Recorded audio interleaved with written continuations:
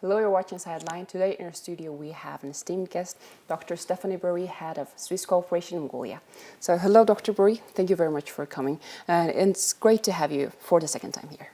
Thank you so much for the invitation. It's with great pleasure. I think it's such a highly important topic. Yes. So I'm happy to be here. Thank you for the invitation. So about the topic, the last time and the first time we met here was September 2020, and we talked about the general activities of the Swiss Cooperation in Mongolia. Right. Yes. And today we're going to talk about the gender-based violence yes. and a project concerning the gender-based violence and combating it. So to our audience at the start of our talk, could you please explain what gender-based violence is actually is, and also like what is impact? Yes, thank you very much for this question.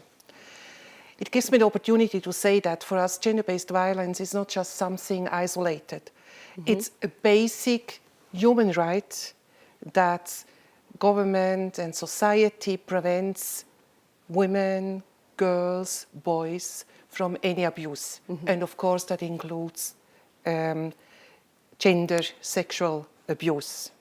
Exactly. And that's why also for Switzerland it's so important, and it's worldwide that we are working and supporting prevention, and then also of course protection of women and children and generally people. But let me also say that gender-based violence, domestic violence, is not just a physical abuse, any Emotional form abuse. of, yes. But it's also not something theoretically. It's not something from the others, no. For me, never, it can't be. It's something, to you it can happen as to me, as to our colleagues.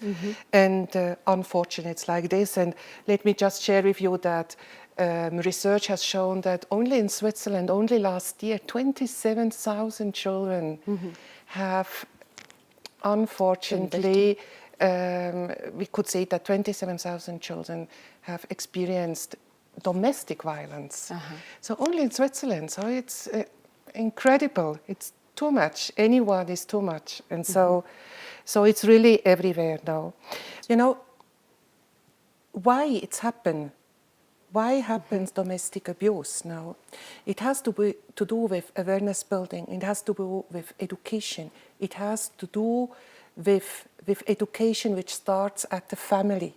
So for example, when I'm mother of 3 children, so I have 2 boys and 1 girl, and in Switzerland when they are going to school, part of the curriculum is that the boys as the girls have to go for learning how to work with wood and metal, and the boys and the girls have in the curriculum classes for stitching and cooking. It's kind of the opposite way. Like yes, and that means that everyone gets the same knowledge and the same access to information, and everyone gets equal empowered, and that's a very first step. It's so important for later on that you also have the means and the tools to fight against and to protect yourself.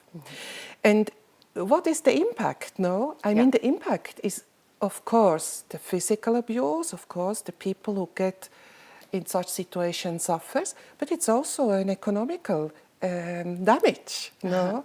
For example, research here in Mongolia has shown that in the last years, last 2 years, Mongolia lost more than 2,377 million of US dollars because of domestic and gender-based violence. Because you also have to calculate, it makes a cost for health, it makes a cost for education, because people who get abused, they will need health support, they perhaps will not be so good in education, perhaps they will miss their work. So all this, it's also an economical loss. And that means that if you really want to reach your Sustainable Development Goals 2030 and also your plan of Development Goals 2050 of the government, that means that also you have to make sure that economic growth is strong. And so it's also in the interest, and the economical interest, really to fight against abuse and violence. So you said that for Switzerland, it's very important to combat the gender-based violence. So the Switzerland and the Swiss Agency for Development and Cooperation is committed to combating gender-based violence. So could you tell us, like, what actions have you taken in order to combat the situation, this issue? Yes. We started our development, I don't know if you remember, 1.5 years ago. We started it in 2004 when you had the Zod, and we came in with humanitarian help. We helped the herders with cash to buy animals, and already then, and especially in humanitarian action for us, it's very important to make sure that especially women and children also have access to the support. So because they were very vulnerable. Exactly, and especially in humanitarian situation, as they're very vulnerable, it's very important to have a focus on them. So also, for example, last year, when during the COVID pandemic, the domestic violence increased. Yes, and Switzerland supported with portable X-ray station and so on. So we made sure, our request was that this X-ray station goes especially to rural areas where they have less access to, and also, for example, here to the maternity hospital, where mother and children are there.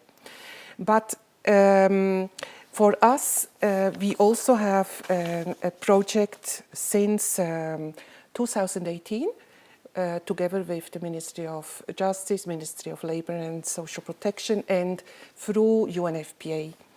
And there we started our work with a research. Actually, the first research done in Mongolia, yes, it was in 2018, where we really tried to find out, does it exist here? Do we have gender and domestic? Yes, what is the level?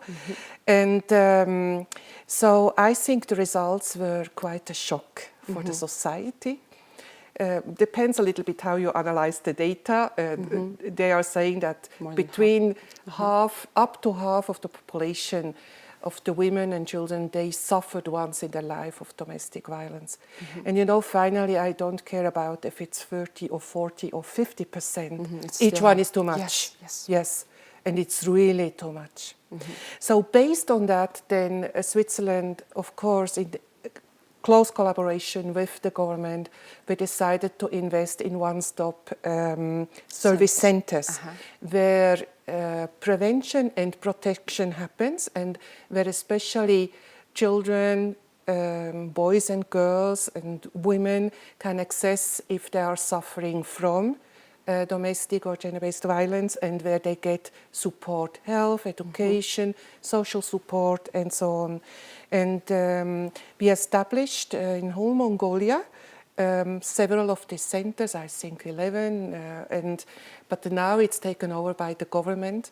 I think it's a success story because it really gives access for survivors where they get protection and help, professional help. One-stop help centers. Yes, yes. But of course, it's not something which is done with that. It's an ongoing issue now, and it's so important. And this project also work on that. It's not just to give prevention, protection, and shelter. It's something that has to do with awareness building. It has to do with policy. It's a multidisciplinary approach now, where the media, of course, also play a very important role. Yeah, it is. So, on what you say about the media, so the Swiss Corporation Mongolia, as you said, partners with UN Population Fund and also the National Committee on Gender Equality, and the recently Gender Equal Respect campaign has been launched in order to raise awareness. And lots of media agencies have joined, including MNB World, as we are having this particular interview. So could you elaborate more on the impact of media to make a positive change in this relevant issue? Like what else also can this sector do to help combat the gender-based violence? Yeah. Thank you for this relevant question. I'm really very thankful and happy that your TV station, which I watch every night to see, though. Great to hear that. Yes. Thank you. So that you also have it on, that you are part of the campaign now. I think media is playing a very crucial role because they are supporting together with education, with school, etc., and the family. I mean, they give access to information. They are part of awareness building. There's somehow like a soft power, let me say like that, or hidden power, because you select which information finally you will give to the audience, what information, how critical or not critical you give it. And this is highly critical talk. Yes, yes. For example, especially you can see that in conflict situation or in war situation, no? When you are, I'm switching, for example, always through all the different TV stations, yes, to the Swiss one, a little bit Al Jazeera, a little bit yours. So it gives me a mix, and it's really interesting to see how information also change. So of course you are a soft power, no? Where, and in that sense, you're really crucial for mind setting and for, you have a huge responsibility also. You have a power and a responsibility because you have somehow to decide which information you are giving. So I'm very happy that you are part of this very important campaign. Thank you. And thank you as well. We're happy to collaborate. So the project combating gender-based violence in Mongolia, before it started, in the background of your project, actually, it indicated that there is a general culture of impunity. So meaning that lots of the perpetrators were commonly exempted from punishment despite the existing law on law to combat domestic violence of that time in Mongolia. So what change has been made to the law? And it said that the standard operating procedures, like 31 of them, were produced and developed through the project and approved to operationalize the law to combat domestic violence. And could you elaborate on on how the situation of impunity changed in Mongolia? That's a very important question. You highlight a very important part now. As I said, with the shelters, it's not done. It's very important, and also with campaign, it's not done, and awareness building. But it's so important that also at policy level there are changes now, and that's why I said we work from the beginning, and from the beginning the lead was with Ministry of Justice and Ministry of Labour and Social Protection, because at the real end what we can give is support, financial support, and lessons learned we can transfer, but at the end it's your government, it's the government to keep the parliament now has to decide how and what will be taken over. And it has also to do, that's why I said also at the beginning, it's a multidisciplinary approach. It's not only you have to work on economy, not only on education, not only on, you also have to work on governance. No? So, and there, of course, transparency also is coming in. It's so important to have transparency, and I think also very important for Mongolia, and I think you are really doing a great work, is the whole digitalization process also, no? That data are accessible, that everyone can, you can go on internet, I guess all this information you got out in internet, where you see the information, no? What happened, what has been done, which finances have been invested in, all this has to do with transparency and with digitalization, and to give access to everyone to this information.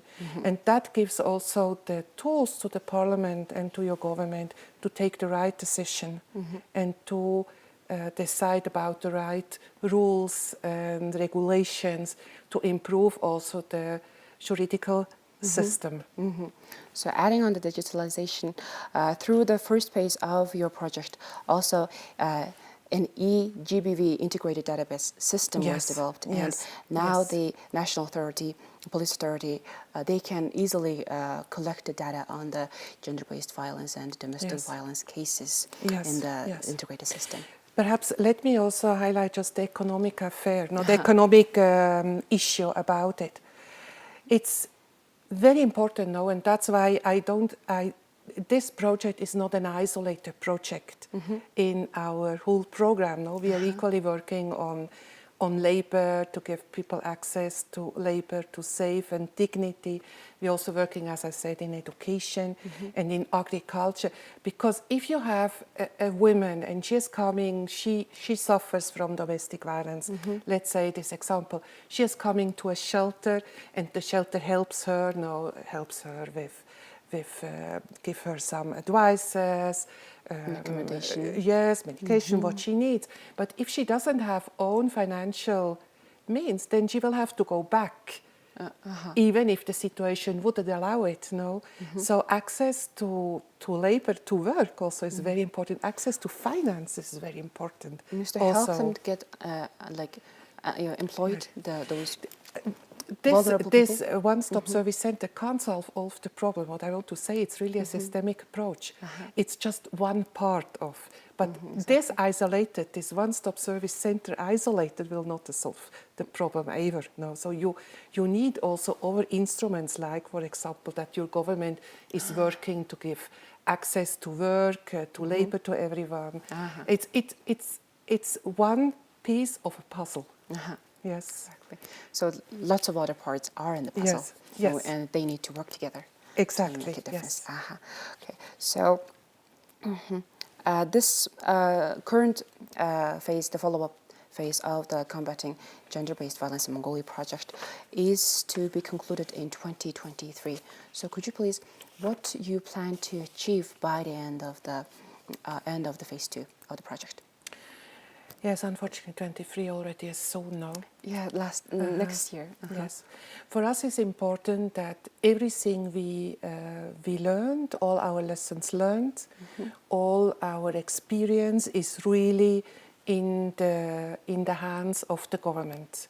That is for us the most important part. Now, of course, we will further strengthen this one-stop service center, but for us really to hand over all our knowledge and experience of all these years is very important. And also, of course, I hope now that other donor agencies also will jump in and perhaps take over one and the other.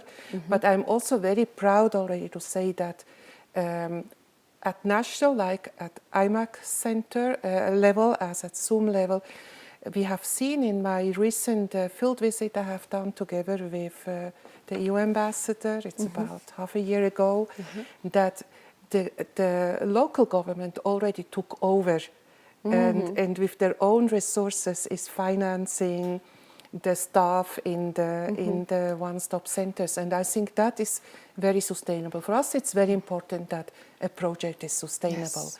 And I think we are nearly there where we want to be. So you said that the government has taken over those approach, and it means that one of the major objectives of the project has been achieved. Yes, have been achieved. And now what and we... it will go on systematically. Yes, I think it's just important that this experience we have made here, this rich experience and lessons learned, that we make sure that on the one side it really stays with the government at all the different levels, but also that other countries which also have similar problems also can learn from the experience of Mongolia. Yes. Dr. Burri, our time is coming to an end soon, and could you tell us what kind of final message would you like to give to our audience at the end of our talk? Thank you that I have this chance. Thank you that you give me this time. I'm a mother of 3 children now, and gender-based violence, domestic violence, as I said, is something which is for all of us important. And let's really work everyone on it. Let's work for a better future. Let's work for our children. Let's work for peace. And we all of us have the right to live in dignity. Yes. And also the duty, the responsibility to contribute to a better world. That's my hope. Thank you. Thank you very much, Dr. Burri, for coming to our studio and talking about this important topic and also introducing the project to combat gender-based violence in Mongolia. Thank you very much. You've watched Sideline on MNB World. Our guest today was Dr. Stefani Burri, head of Swiss Cooperation in Mongolia.